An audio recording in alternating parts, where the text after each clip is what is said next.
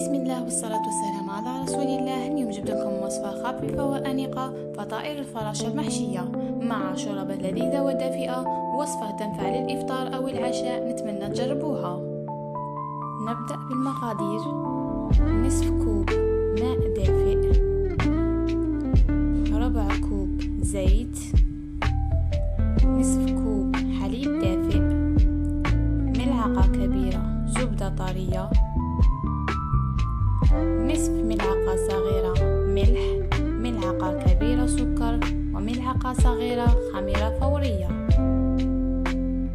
كوبين ونصف فرينة وبيضة.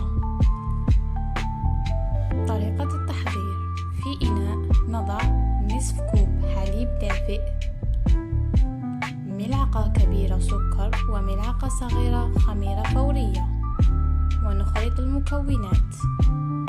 نضيف له ربع كوب زيت، ثم نضيف حبة بيض ونصف ملعقة صغيرة ملح. بعد ذلك أضيف نصف كوب ماء، ثم نضيف الفرينة تدريجيا حتى نتحصل على عجينة طرية. لذلك نتركها ترتاح لمدة 10 دقائق، ثم نضيف ملعقة زبدة ونكمل العجن، ثم نتركها تخمر مرة أخرى. بعدما تضاعف حجمها نقسمها إلى كرات صغيرة.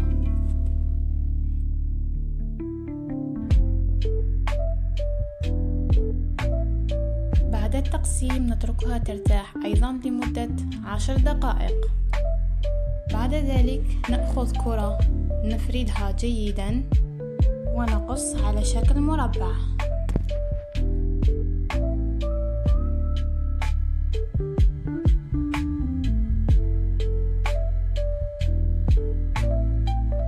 بعد ذلك نأخذ الأطراف نشكلهم على شكل ظرف، ثم نقلب ونضع الحشو ونجمع الأطراف مرة أخرى، ثم نقلب ونقوم بفتح الجوانب.